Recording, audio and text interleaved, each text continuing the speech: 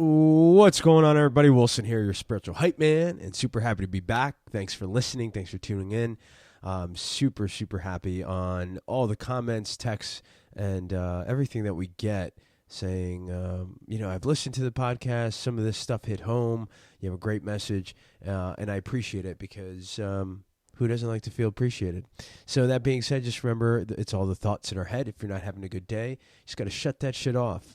All right. And if you're not quite there yet as a Jedi Mind Master, just remember it's asking ourselves certain prompts, certain questions that can get us away from feeling the way that we're feeling. Because ultimately, when we are feeling a certain way, we're either thinking about something or thinking about something that does not bring us any joy, or it could be something that we've lacked or we did something wrong, or et cetera, right? So I think the point is, throughout life is identifying these moments, understanding, giving yourself space, understanding the fact that you can give yourself space and time to reflect, to look back, to think about what are these certain things that that I'm feeling, why am I feeling this way, how can I be better as a person, how can I be better to myself and others around me, and continue to crush moving forward, right? Again, the other way to get around that is biohacking the body. Jump in some ice baths because that feels amazing after you get out.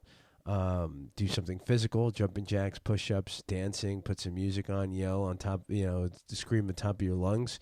Whatever it is, do something to get you out of that funk. Now, I'm not saying that funk isn't necessary because, certain parts of life, when you are feeling down or when you're not feeling happy, it pushes you to start thinking about these things, reflecting, and then moving forward. As long as you're moving forward and you allow that to be, use it enough to get you moving. Don't let it hurt you, is the thought. All right, folks. So for this episode today, I want to talk about how even though our team won, I still felt like a loser. Now, in the context of things, is obviously I play sports. I love sports. I've played sports throughout my entire life, and I will continue to do so until I'm very wise in my day. And I've played everything from rugby to football to hockey to bowling to baseball. And I find myself, even basketball was a big passion of mine for a while. And I will still play basketball for sure. I enjoy it. But right now, soccer is where I'm at in terms of football, what's taking most of my time. So at a big level or macro level, I want to share with you the situation, right? So remember, life is just an accumulation of situations over time, and it is the decisions we make in these moments that then lead us to a next situation, and then over a long period of time, from the day we're born to the day we die, it becomes our life.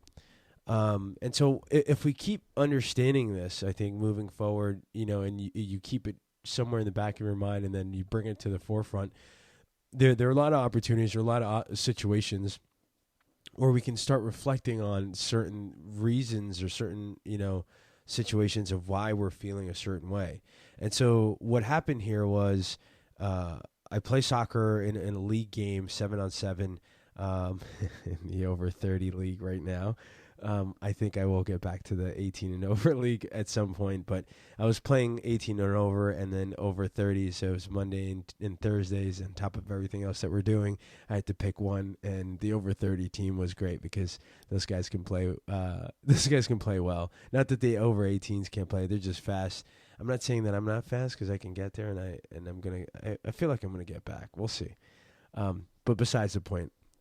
We played a team on Thursday, and it's the fourth game. The first three games I've played pretty well. I've scored 2 goals in the first game. 2 goals. First, I scored 1 goal in the first game, another goal in the second game, and then the third game I think I had a pretty decent game. I didn't score any goals, and then I had the fourth game, and so we're 3-0 leading up to the fourth one. The fourth one we won, except I didn't play as well as I typically play. Now, of course, there's a couple reasons, and I think the reflection part of it is this. Is one, I went to bed very late Wednesday night, crushing some of the work that we're doing, and then getting up early morning for BNI, and then going to BNI, and then doing we had a 2-day shoot. Actually, I didn't go to BNI because I had an early morning film shoot and then I had like a 1 o'clock or 12 o'clock film shoot.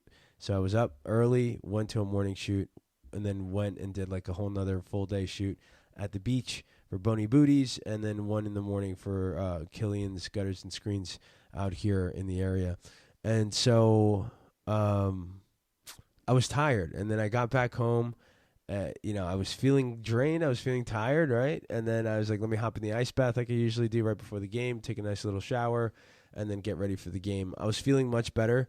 I also think the warm-up, we had a pretty intense warm-up, like not intense, but like it was more, it was a little bit more of energy exertion versus what we typically do. And so I started feeling a little bit tired. I was like, uh-oh. I was like, all right, let me just chill back a little bit. I won't start. I didn't start, which was good because I conserved my energy. And then I got in. I had some good touches here and there, but I felt like I was just behind I was just like 1 or 2 steps behind my normal play. And I also feel like my mindset, like the way my mind was working, I was just very like, let's go, versus cool, calm, and collected. Which I think when you're playing any type of sport, it's finding that zone, right? Whether it is aggressive, some sort of controlled aggression, or just more of a flow state when it comes to soccer, I think is important because, it's mental as well as physical all at the same time. So whatever, like I didn't, there was a couple passes that got past me. And I felt like I typically get those passes, or I typically get there. And so here's the big picture. Like, I didn't play as well as I did the first couple of games. We won these games. The fourth game, I didn't play as well. We still won that game. And so I realized there's a couple things that I reflected on. One, be prepared to play something right. If you're going to go do something physical, or you have a long day ahead, or you got extra stuff that you got to go crush the following day, then you really got to take into consideration your health, and then how much time of sleep you get, because sleep is so important to recover, right? And so that's the first thing. One, consider your health, consider the things that you got coming up, even when you're eating, right? So for me, typically I used to like be able to eat a lot and then go play and be okay. But now if I eat a lot of protein, like obviously it takes more time to break down the protein than some sort of simple sugar or simple carbohydrate. So I'd rather do that before a game than eat a bunch of protein or anything that could slow you down. So that's the first thing, is understanding that, what you got forward, and then figuring out how you're going to connect healthy eating, healthy habits to optimize like your body, your vehicle. That's the first one. The second thing that I realized was knowing when to get out, right? So sometimes what happens in these games is like people don't want to come out, they don't want to be substituted, or you don't want to get out of the game, right? You want to kind of force yourself to do something or to stay in because you want to play or you want to keep working, et cetera, et cetera.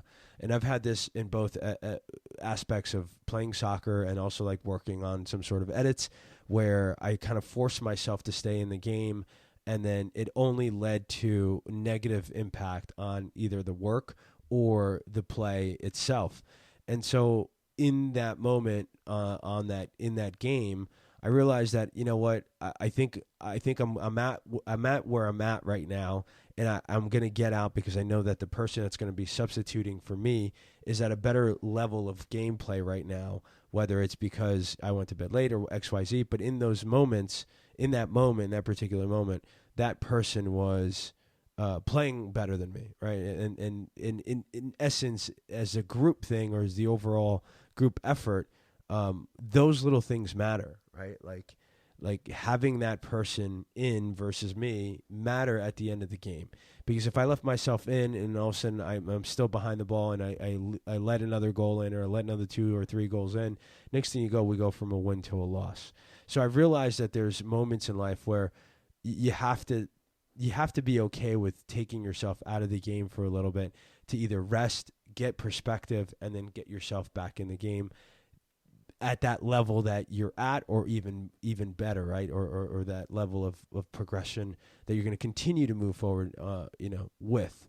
And so that was another aha moment of me. And then the third one was actually the notion of understanding that there are moments that you want to provide that to other people, right? So you want to be able to give that opportunity to other people that may be better at something, or maybe better in that moment than you, to go and crush it, and then be that supporting cast, which is the continuation of my last aha moment.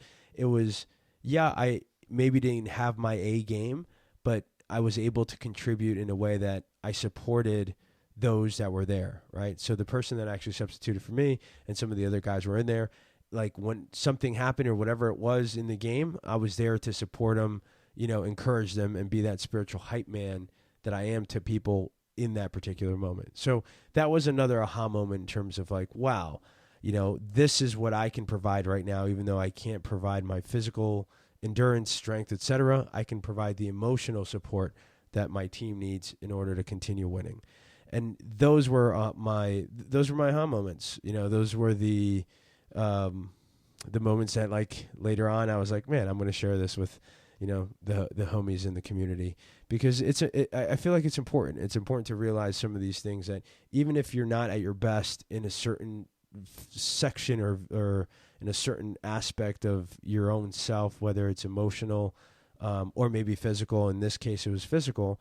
That doesn't mean that you can't be there for someone, emotionally. And I think that was my biggest aha. Okay, and I guess my last aha moment was, like, I came home feeling like a loser, right? Like, I came home feeling like a loser. Like, we won. I was like, yeah, this is great, but I didn't play my best. I didn't have the best game. And so giving myself some time to, like, feel that feeling and then reflect on it, and then ask myself, well, what were some things that I did do well? Or what were some things that I can learn from this?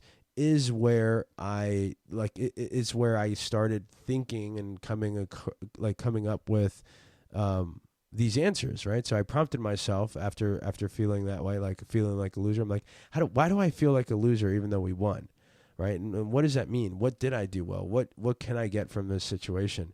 And basically this podcast is what came from it. So I encourage you to do the same, whether you're in a similar situation, or you're going through something, or it's just a perspective of certain kind, to just think about certain situations that you may not be the best, or you may not be the best right now, or but what was it that brought you to that situation? What was it? What were the actions, decisions, right? Influence, thought, emotions, actions, decisions. What was the influence? What was the thought?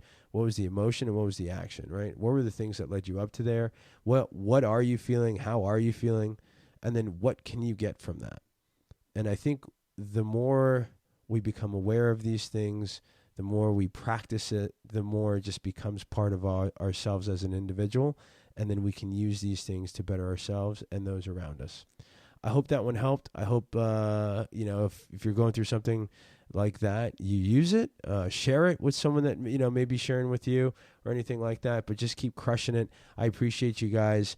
Let's go get it this week. Stay on that high level energy. And if you do need a little more spiritual hypeness, tune into some of the other episodes and podcasts.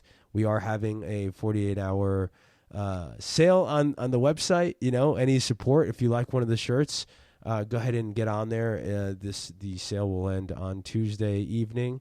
We're going to have some great guests coming up as well. Stay tuned for that. I can't wait to share those with you. And we are still looking to give away I think it's a 4 or 5 day retreat in July. So stay tuned for that as well. Keep crushing it. Go get it. And nothing changes until you do. Peace.